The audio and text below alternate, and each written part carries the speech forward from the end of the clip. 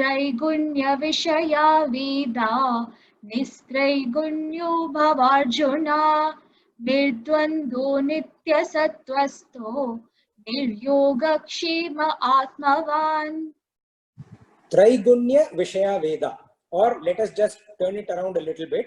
Veda Vishaya Traigunya, that portion of the Vedas which deals with action, which deals with Karma Kanda. Remember, we talked about the 3 Kandas in the beginning.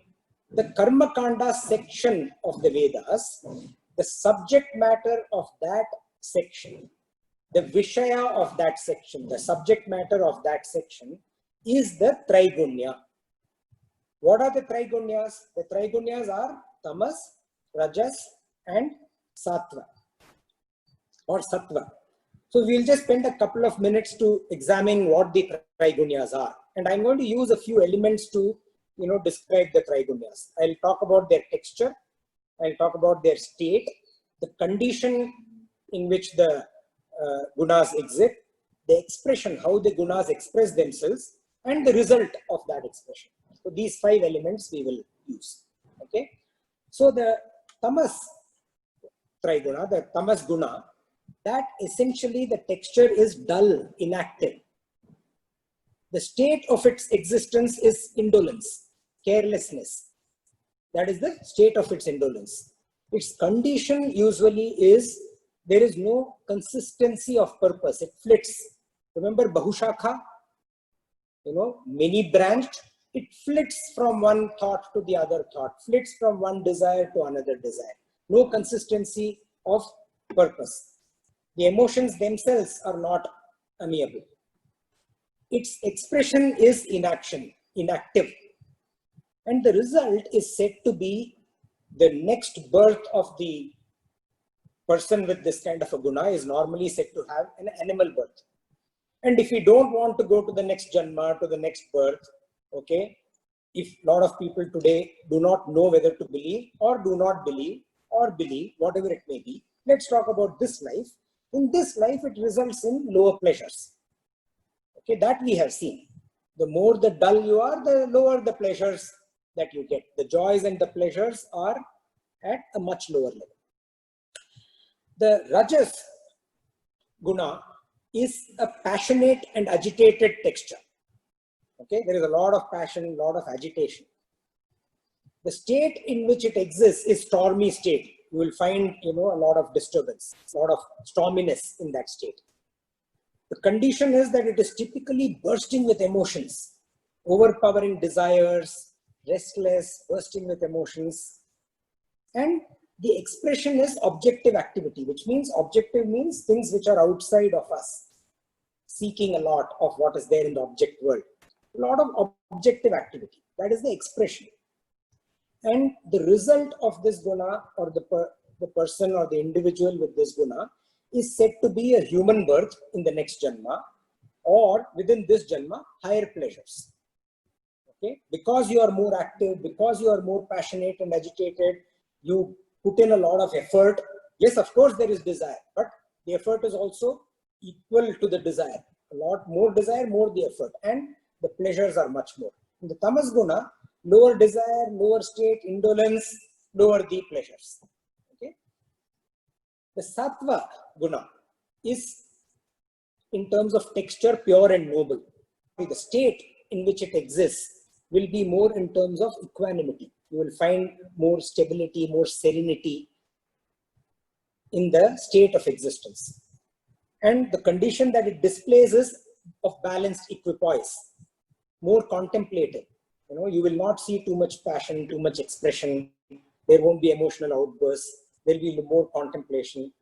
And the expression of this guna is more in terms of subjective activity. So dwelling, exploring within. Remember, we talked about exploration outside. When you explore, when you send a ship to Mars to explore the surface, that is objective exploration. Subjective exploration is when we go within and explore the self. That is subjective exploration. So the activity is more of subjective activity or unactivity. Now this unactivity is a very interesting term. Inactivity is where you do nothing. Inactivity is where there is a lot of action going on, but that action is not very visible. For example, when when you get a fan to run, when it's running at slow speed, you can see the blades. When it is stationary, you can see the blades. But when it's running at really high speed, you don't even see the blades. Oftentimes you see right through the fan. So that is an action where there is a tremendous movement, but it appears still. So this guna, the appearance is of a stillness, but a lot is going on. And if you get to know the individual much better, you will see the amount that is going on. And the result of this guna is either a godly birth, if you want to talk about the next janma, or deeper happiness, not pleasure, but deeper, long-lasting happiness. So Bhagavan says, seek none of these three gunas. Traigunya, Vishayaveda, Nistraigunya Bhavarjuna. Nistraigunya, seek none of them.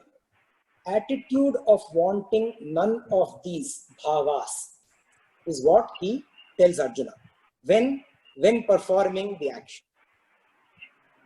So Nistraigunya Bhava is also the same as Nishkama Bhava. Nishkama means without any desire. Okay? Desire on any of these three levels. And how do we do that? Bhagavan gives 4 beautiful tips to do that in this verse. The first one is Nirdvandvaha. Dvandva means duality. We talked about duality last time. Sukha dukkhe same kritva labha labhav jaya jaya. Sukha dukkha labha labhav jaya jaya. Right? So the joy and the sorrow, the profit and the loss, the victory and the defeat, these are the extremities. These are the dualities. Nirdvandva means without these duality. What do you mean without these duality? Keep your mind free from dwelling in these extremities, dwelling in these pairs of opposite. What will happen if I win? What will happen if I lose? Keep your mind free from those kind of thoughts. Do not be shaken by them. And when that happens, there will be win, there will be loss. Okay? There will be sadness, there will be happiness or joy. When that happens, be calm, be equipoised in their presence. Do not dwell on them when they are not there. And when they are there, be equipoised in their presence. The second tip that Bhagavan gives is Nitya Sattvastaha. Sattvastha here means firmness, stability, the inner strength. So Nitya means forever, everlasting.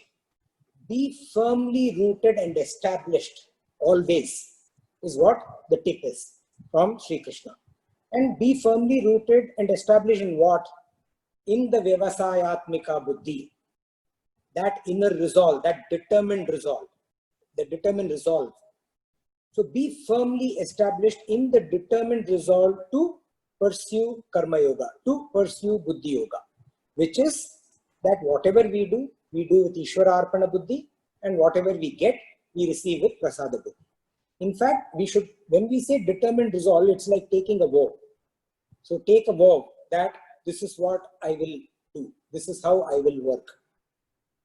Oftentimes, taking a vow helps. The third tip Bhagavan gives is Nir-Yoga-Kshema. Yoga-Kshema means acquiring and preserving. That is what Yoga-Kshema means.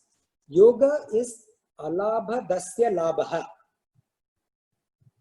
What has so far not been gained? Alabha dasya labha. I am seeking. So alabha dasya is what I do not have. Labha is I want that. So seeking, an effort to gain what one does not have is called yoga in this context. Okay? And even in any form of yoga, we are always striving to get to a level which we do not have. So the effort to try and gain what we do not have is yoga. And kshema is labhadasya rakshanam. What I already have, I need to protect. Protecting what I have already gained. So Bhagavan says the mind should not be occupied. Mind not being occupied in either yoga, which is acquiring what I do not have, or kshema, which is protecting what I already have. Do not keep your mind in any of these two. And do not keep this yogakshema, acquiring and protecting as the goal of your action, as the goal of what you're doing. Do what you have to do, just for the sake of doing what you have to do. And the fourth tip Bhagavan gives is Atmavan, your mind and intellect fully in the Supreme, Paramatma, fully occupied there, with bhakti, with devotion. That is the fourth tip that Bhagavan gives.